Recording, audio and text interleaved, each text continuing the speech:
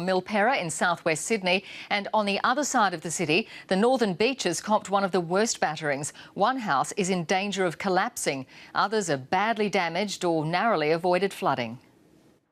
The fierce rains may have eased, but the worst is yet to come for the owners of this house. Excavations were done earlier this month, but the torrential rain has seriously weakened the foundations, and last night the house started to give way. About 11 o'clock last night there was a huge noise and all the foundations had collapsed and started to slide down the hill. Residents from several houses along the same street have been evacuated till it's safe to go home. Special laser sensors have been set up to detect the slightest movement.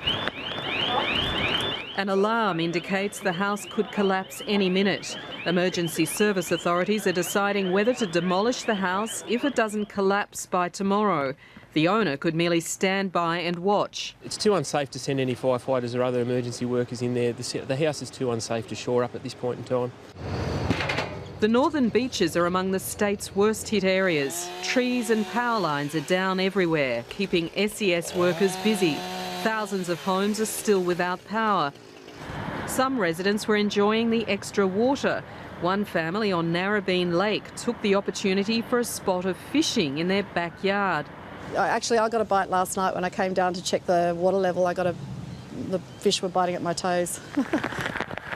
There are still fears of serious flooding further south, where the Manly Dam is threatening to burst its banks.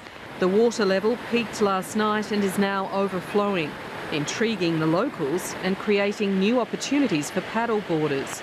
I've never seen it like this before. It's pretty scary. The only way authorities can release more of the water from Manly Dam is to release the valve down here behind me. But the torrential rain and a king tide this morning have made that virtually impossible.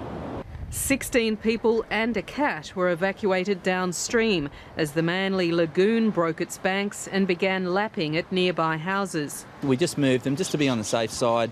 It would have been hard to move them later on. A few more centimetres and things here might have been very different. Anne Barker, ABC News, Manly Dam.